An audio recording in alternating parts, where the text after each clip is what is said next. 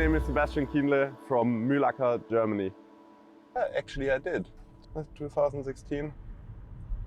Seems like a lifetime ago, but I can still remember part of the course. I've been here to prepare with Josh Amberger a couple of weeks actually before the race, and it was World Championships back then. And yeah, we took it pretty serious actually. Yeah, kind of paid off. Came second behind Jan again.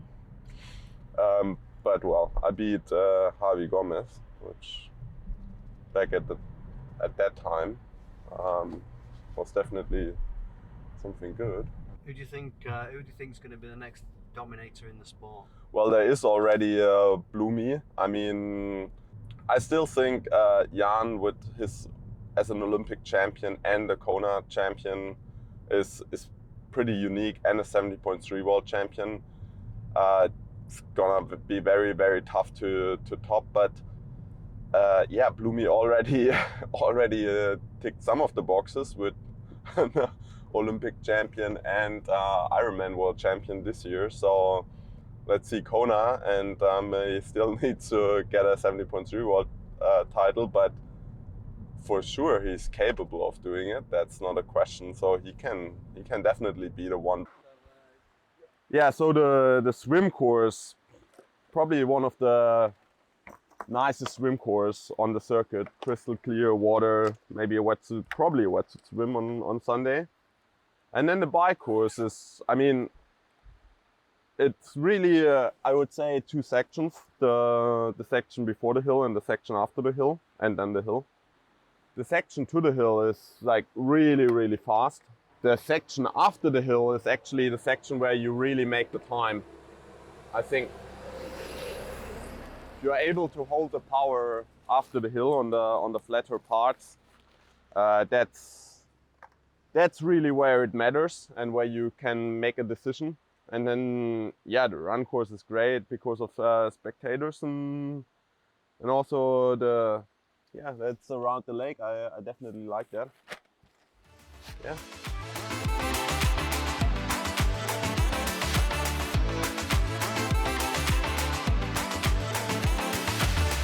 I'm Els Visser from the Netherlands, and I'm 32 years old.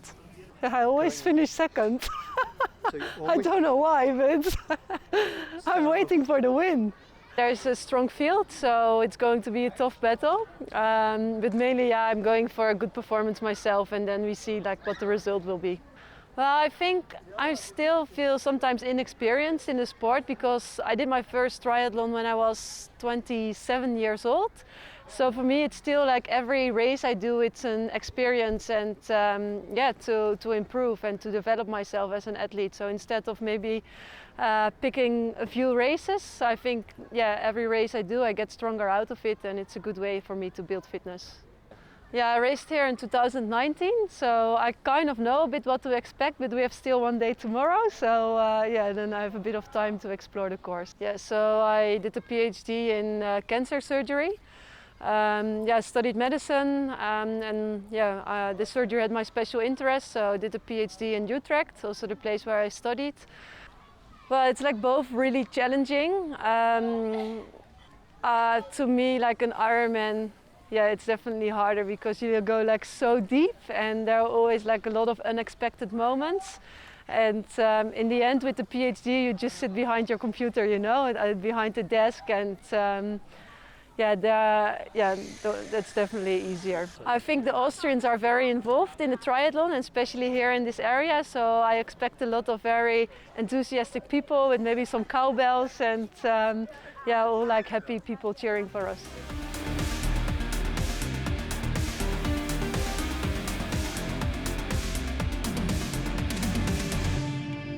I'm Andy Dreitz from Germany, and I'm here back in Zell am See because I have great memories to the World Championship race back in 2015. I broke my vertebra, and also I had a ruptured muscle and was a little bit tricky, and in the first moment I was not able to do anything. There were many ups and downs during all the process, but the good thing is that when you are so far down, You have a lot of potential. The worst thing was that I was not allowed to move, but it was necessary for the healing process. And now with the race inside, it's more like back to real life, back to athlete's life, and all the motivation is finally going into a big goal. I raced here multiple times. I think it was 2013, 15 and 17. And 2015 was the World Championships edition here. And that was probably the most epic one.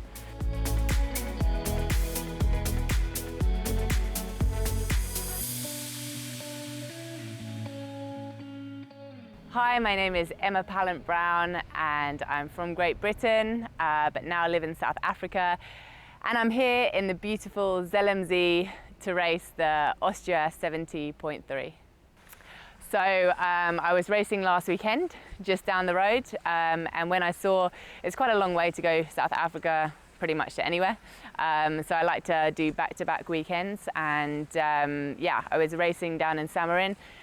So it was a nice, easy journey. We just rented a car, had a beautiful road trip, and this is a race that I've done 5 or 6 years ago, and I absolutely loved it then. I feel like it's a really honest course and gets the most out of you. So yeah, excited to see what happens on Sunday. I think the biggest challenge will be the swim, just because, yeah, it's always a challenge to limit my losses. I know there's some good swimmers in there. I've actually swum a couple of times with Rebecca Clark last week leading into it. So yeah, I know that she's a lot faster than me. And I think just, yeah, trying to limit the damage done in the swim so that I can have a fun day of chasing. I'd like to think my advantage is that I'm used to things not going well in races and happening quite early on in the race, and yeah, just not giving up, just knowing that my only goal is to be a better athlete. So that means that crossing the finish line, I have to have given everything that I had on the day, and yeah, I love digging deep. I love that pain, and as long as I get to that deep, dark place in a race, then I'm always proud of the outcome.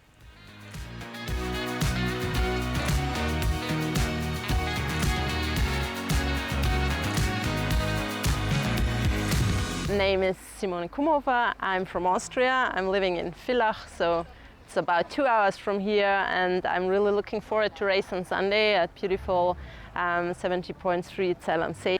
I really love the bike course. I lived here for about 5 years and I know every corner of the bike course, so I think that's my biggest chance to take a good result. I'm comfortable with the downhill because it's super short. It's just about 2 Ks, some corners, but I think that's no problem for me. In the women's field, Emma is really strong that year, and I'm super proud that I can race in the same race with her. Anyone coming here, what must we do before we go? What must we eat, or what could we try? What is the must thing? I think here this area is quite popular for his Kässpätzle, so Kassnocken. Pinzgau is also known for his Kaspressknödel, so everything with cheese is quite good here. So you have to try something like that. Or typical for Austria is, of course, the schnitzel and good beer. So that will be the perfect opportunity to take something nice with you at home. So yeah.